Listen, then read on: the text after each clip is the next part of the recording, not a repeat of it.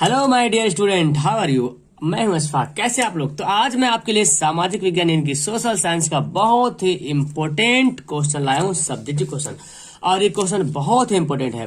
देखिए, ये सब सवाल ना आपको याद होना चाहिए। अगर आपको याद नहीं सवाल है तो क्या बोलूं, प्लीज बोलूं, मेहरबानी कबूल, जैसे भी करके आप याद कर लो भाई, क्योंकि ये आपके लिए है, सवाल आपके लिए। अब कोई बंदा कमेंट मत करना सर यही सवाल आएगा क्या। अरे यार, मैं कोई बोर्ड एग्जाम में बैठा हुआ थोड़ी ना, मैं सेटर थोड़ी ना, मैं क्वेश्चन थोड़ी ना बनाने वाला हूँ जो मैं बोल दूं यही आएगा। लेकिन जब सब्जेक्टिव क्वेश्चन इंपॉर्टेंट क्यों है, क्योंकि क्वेश्चन बहुत बार रिपीटेड क्वेश्चन है। और इंपॉर्टेंट क्वेश्चन आखिर जाएगा कहाँ, ये सब तो सवाल आएगा, है ना। आयरा गहरा तो सवाल आएगा नहीं, तो जरूरत है आपको पढ़ने की। चलिए, तो वीडियो को सोच लेकर आखिर तक देखिएगा, ठीक है। चलिए, सबसे पहला सवाल हमारा है यहाँ पे, खनिज संसाधनों का संरक्षण क्यों आवश्यक है। इसमें एक सवाल लॉन्ग वाला, एक सवाल 5 नंबर वाला सवाल है, बाकी 2-2 नंबर वाला सवाल है, ठीक है। खनिज संसाधनों का संरक्षण क्यों आवश्यक है। जो खनिज हम लोग यूज करते हैं ना, खनिज संसाधन, उसका संरक्षण करना जरूरी है। क्यों। देखिए, खनिज अनवीकरणीय संसाधन है। अनवीकरणीय मतलब क्या समझे, जिसको हम दोबारा इस्तेमाल नहीं कर सकते। मतलब एक बार इस्तेमाल करें तो दोबारा इस्तेमाल करने के लायक नहीं बचता है, उसको बोलते हैं अनवीकरणीय। जैसे कोयला है, कोयला हम एक बार इस्तेमाल करें तो दोबारा कोयला नहीं बना पाएंगे उसी से। हवा क्या है, एक नवीकरणीय, क्योंकि हम हवा बार बार इस्तेमाल करें, जिंदगी भर इस्तेमाल कर ही रहे हैं, ठीक है। तो खनिज अनवीकरणीय संसाधन है, अतः इनका संरक्षण आवश्यक है। निम्न उपायों द्वारा खनिज का संरक्षण और प्रबंधन किया जा सकता है। तो कुछ उपाय यहाँ पे नीचे लिखे हैं, इस उपाय के जरिए से हम खनिज का संरक्षण कर सकते हैं, ठीक है। तो आपको जब भी सवाल आएगा ना, तो ये 2 नंबर का सवाल आप लिखिएगा तो लगेगा अरे वाह, बंदा में दम है जो लिखा उन्होंने।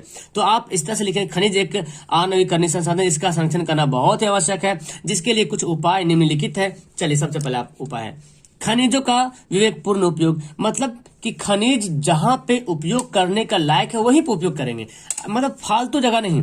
जो चीज जहां पे उपयोग, जो अनवीकरणीय पदार्थ, जो अनवीकरणीय संसाधन है, वो चीज जहां पे उपयोग के लायक है वहीं करेंगे। अब जैसे कि कोयला है, तो कोयला का जितना मात्रा में उपयोग होना उतनी मात्रा में उपयोग करेंगे, फालतू बर्बाद नहीं करेंगे, ठीक है। पेट्रोल है, तो पेट्रोल जहां पे उपयोग के लायक वही करेंगे, फालतू बर्बाद नहीं करेंगे। विवेकपूर्ण कैसे उपयोग करेंगे, कम खर्च में सब कुछ हो जाए।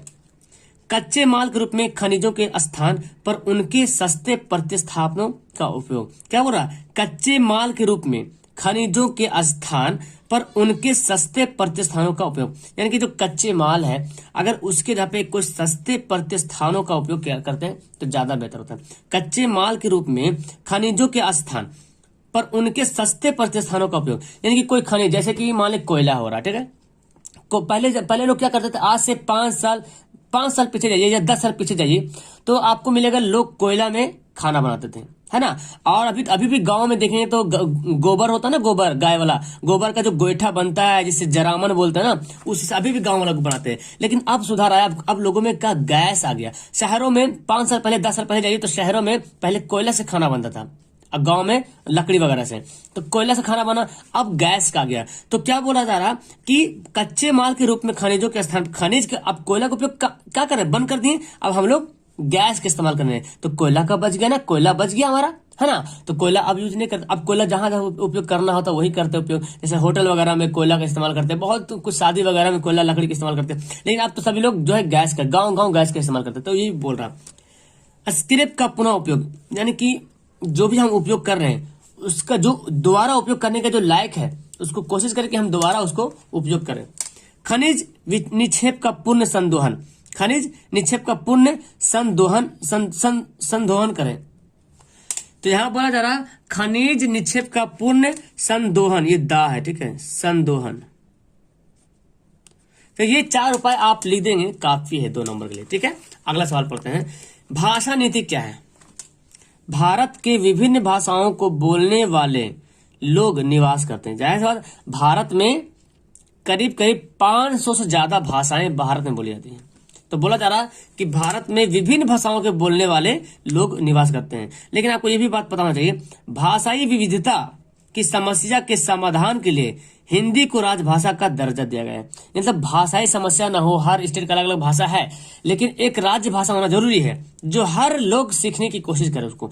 और हिंदी को राजभाषा बनाया गया है, राजभाषा का दर्जा दिया गया ताकि भारत के जितने सारे भाषाएं बोले जाने वाले लोग हैं सब लोग हिंदी बोलने की कोशिश करेंगे, चाहे तमिल वाला हो, चाहे उड़िया वाला हो, चाहे मलयालम वाला हो, चाहे कोंकणी वाला हो, जहां के भी लोग हो, चाहे बंगाली हो, सबको देखें कहीं ना कहीं हिंदी बोलने के लिए कोशिश करता है, क्योंकि हिंदी हमारा राजभाषा है, उसका क्षेत्रीय भाषा जो भी चल रहा होगा।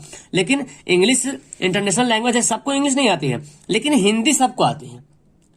ठीक है, तो इसलिए इसको जो है ना राजभाषा का दर्जा दिया गया है। तथा हिंदी साहित्य में 12 भाषाओं को भारतीय संविधान की 8वीं सूची में रखा गया है। तो बहुत अच्छा यहाँ पे सवाल बनता है कि भाषा नीति का मतलब हुआ कि जो अलग अलग भाषाएं बोले जाने वाले लोग यहाँ पे निवास करते हैं, तो इन सभी विविधता को देखते हुए, इन सभी डिफरेंस को देखते हुए क्या कर दिया गया, सरकार ने हिंदी भाषा को राजभाषा का दर्जा दे दिया गया है। और भारत में राजभाषा का दर्जा तो हिंदी को मिला है, उसके साथ साथ 22 भाषा को मान्यता भी मिला है, 22 भाषा को मान्यता भी मिला है, और संविधान के 8वीं सूची में इसको रखा गया है। तो सवाल ये बनता है कि भारत में 22 भाषाओं को किस सूची में रखा गया, तो 8वीं सूची में रखा गया। भारत में कितनी भाषाओं को मान्यता प्राप्त है, तो 22 भाषा को मान्यता प्राप्त है। ये सवाल आपको बनेगा। ठीक है, चलिए तो अगला सवाल पढ़ते हैं। सवाल नंबर यहाँ पे 3 पढ़ेंगे कि राजनीति में सांप्रदायिकता की अभिव्यक्ति किन किन रूपों में होती है। यानी कि जो राजनीति जो लोग करते हैं उसमें सांप्रदायिकता का मतलब समझ रहे हैं, सांप्रदायिकता का संबंध सीधा धर्म से आधारित है।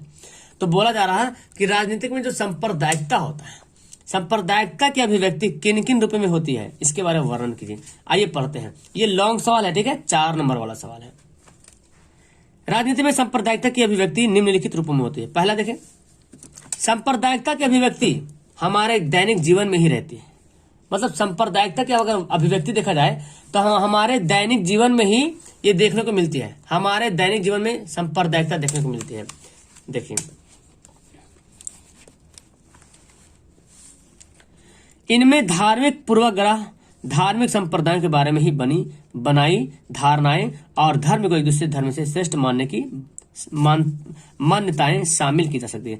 यानी कि सांप्रदायिकता की अभिव्यक्ति जो हमारे जीवन में ही दिखती है। हमारे जीवन में कैसे दिखती है, तो यहाँ पे बोला जा रहा है कि इनमें धार्मिक पूर्वाग्रह, धर्म के बारे में अपने बात करना, धार्मिक संप्रदाय के बारे में बनी बनाई जो धारणाएं हैं, और एक धर्म को दूसरे धर्म से श्रेष्ठ समझना। अपने धर्म के लोग, मतलब किसी धर्म को मानने वाले अपने धर्म को ज्यादा समझते श्रेष्ठ, दूसरे धर्म को ज्यादा प्राथमिकता नहीं देते हैं। तो इस तरह से सांप्रदायिक का जो है जन्म होता है। तो बोला गया क्या कि एक धर्म से दूसरे धर्म श्रेष्ठ मानने की मान्यताएं जो है शामिल की जा सकती है, किसमें, राजनीतिक सांप्रदायिकता में। दूसरा पॉइंट यहाँ पे ये देखेंगे कि सांप्रदायिक सोच हमेशा अपने धार्मिक समुदाय का राजनीतिक प्रभुत्व स्थापित करने के फिराक में रहते हैं। मतलब राजनीतिक जो होता है ना, वो सांप्रदायिक सोच हमेशा जो राजनीतिक धार्मिक समुदाय बनाने की कोशिश करता है। जो राजनीतिक के जो लोग होते हैं, जो राजनीतिक में सांप्रदायिकता को धार्मिक समुदाय बनाने की कोशिश करते हैं, है ना। उसी की लोग यही सोचते हैं राजनीतिक वाले कि हम सांप्रदायिकता को धार्मिक रूप दे दें, कि आप इस धर्म से हो, इसी धर्म को मानना है, इसी धर्म के लोग को वोटिंग करना है, इसी धर्म के लोग को चुनना है। यही होता है राजनीतिक में। तो राजनीतिक में लोग यही चाहते हैं कि सांप्रदायिक सोच जो है ना धार्मिक समुदाय बन जाए, मतलब एक धर्म का समुदाय बन जाए।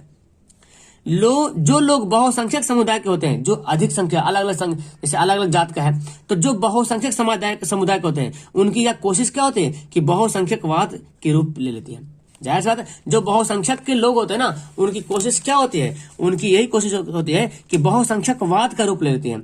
और जो अल्पसंख्यक लोग होते हैं, मतलब जो कमजोर होते हैं, जो कम रूप में होते हैं, वो यह विश्वास अलग राजनीतिक इकाई बनाने की इच्छा का रूप लेते हैं। तो जो कमजोर होते हैं वो चाहते हैं कि हम अलग राजनीतिक बना ले, हम अलग पार्टी बना ले, हम कमजोर लोग हैं तो कमजोर लोग को चुने। ऐसे सुने ना, जैसे कि आपका इलेक्शन देखिए, यहाँ देख रहे इलेक्शन वगैरह हो रहा, तो जो मजबूत पार्टी है, तो मजबूत पार्टी के जो लोग हैं, जो बहुसंख्यक वाला लोग है, उस मजबूत पार्टी को ही वोट देता है। लेकिन जो अल्पसंख्यक वाला जो नेता है, तो जो अल्पसंख्यक लोग है, जो कमजोर लोग है, जो कम संख्या में है, जो कमजोर है, वो जो है ना बहुसंख्यक वाले नेता को वोट नहीं बल्कि अल्पसंख्यक ही नेता को वोट देते हैं। तो ये कहने का मतलब इसका हो रहा कि जो लोग बहुसंख्यक समुदाय के होते हैं, उनकी यही कोशिश रहती है कि बहुसंख्यकवाद का रूप ले लेती है। अब अल्पसंख्यक के जो लोग रहते हैं, उसमें एक विश्वास की भावना जग जाती है कि राजनीतिक इकाई बनाने की इच्छा का रूप लेती है किसके, अल्पसंख्यक लोग में ही। तीसरा पॉइंट ये देखेंगे कि सांप्रदायिक आधार पर राजनीतिक गोलबंदी सांप्रदायिकता का दूसरा रूप है। यानी कि सांप्रदायिक आधार पर अगर राजनीति किया जाए तो एक सांप्रदायिक के अंदर, इनके राजनीतिक के अंदर जो है, धार्मिक के अंदर जो है एक सांप्रदायिकता का दूसरा रूप बना हुआ है कि अगर राजनीतिक करना है तो आपको सांप्रदायिकता करना पड़ेगा। ये बंधा हुआ है राजनीतिक, क्या बोला, सांप्रदायिक आधार पर राजनीतिक जो है गोलबंदी बना, एक दायरा बना हुआ है, गोल बना हुआ कि आपको अगर राजनीति में जाना है तो सांप्रदायिकता आपको अपनाना पड़ेगा, तभी आप राजनीतिक में जीत सकते हो, अच्छे कर सकते हो। इसमें धर्म के पवित्र प्रतीकों हो गया या धर्म गुरुओं हो गया, भावात्मक अपील और अपने ही लोगों के मन में डर बैठाने जैसे तरीकों का उपयोग आम बात है ना। आपको आए दिन देखने को मिलता है कि जो धर्म के पवित्र प्रतीक होता है ना, या तो धार्मिक गुरु जो होता है या भावात्मक अपील होता है, तो एक धार्मिक सांप्रदायिकता को धार्मिक रूप देने का मतलब ये हुआ कि धार्मिक जो धर्म में जो प्रतीक है, पवित्र प्रतीक है, जो धर्म गुरु है, भावात्मक अपील है, तो ये इस तरह से काम कर करके जो ना लोगों के मन में डर बैठाने की कोशिश करते हैं। और ये आम बात होगी आजकल, कोई नई बात नहीं, आम बात हो गई। कई बार सांप्रदायिकता ऐसी हो जाती है कि हिंसा हो जाती है, दंगा हो जाता है, नरसंहार का रूप लेती है ना। आप देखेंगे सांप्रदायिकता लोगों में इतनी कट्टरता आ जाएगी कि हिंदू क्या है, मुसलमान क्या है, सिख क्या है, ईसाई क्या है, लोग में ऐसी मतलब कट्टरता पैदा हो जाती है। और ये कट्टरता आई कहां से?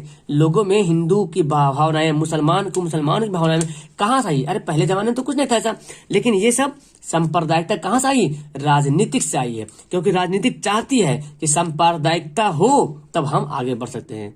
तो राजनीतिक का ये खेल है कि सांप्रदायिकता होगा, इसलिए बेहतर होगा जो हमारे देश के वासियों हैं, जो अलग अलग देश के जो अलग अलग धर्म के मानने वाले देश हैं, वो यही कोशिश करें कि हम आपस में मिलजुल कर रहें। बाकी राजनीतिक में तो लोग का काम ही है, बिकॉज उसका ये काम नहीं है कि उसका काम है बस वोटिंग करना, वोटिंग में जीत जाना, लेकिन वो मतलब उसके बाद सब खत्म हो जाता है। जीत गया, अब सब बराबर। जब देखे होंगे कोई नेता जीत जाता है ना, तो फिर कोई भी धर्म के लोग हो, सबको बराबर, जो अगर राशन बढ़ रहा तो सबको मिलता राशन, तेल बढ़ रहा तो सबको तेल मिलता है, ऐसे देखे होंगे आप। लेकिन इलेक्शन के टाइम ऐसा होता है और आपस में जनता क्या होती है, नेता कुछ नहीं करता है, जनता आपस में लड़ जाती है। बिकॉज नेता तो सिर्फ राजनीतिक कर रहा ना, जनता आपस में लड़ जाती है, हिंदू मुसलमान ये हो रहा है। तो ये सब ना सिर्फ राजनीतिक करने के लिए। तो यही बोला कि राजनीतिक में सांप्रदायिकता की अभिव्यक्ति किन किन, तो राजनीतिक अगर किसी को करना है तो सांप्रदायिकता सीखना पड़ेगा, तभी आप राजनीतिक में बेहतर सफल हो सकते हो। मतलब ये आपके के लिए किताब में शामिल है, इसलिए, है ना। तो चले ठीक है, ये सवाल आप देखें और मेरे ख्याल से बहुत इंपॉर्टेंट सवाल है। तो इन सभी बातों को आप 3-4 बार पढ़ेंगे तो उम्मीद है ज्यादा रटने की जरूरत नहीं पड़ेगा, आपको याद हो जाएगा। ठीक है, इसका मैं पीडीएफ आपको टेलीग्राम पे शेयर कर दूंगा। ओके, वीडियो अच्छी लगी, समझ में आया मेरी बात? Okay, that's all, thank you everyone, bye.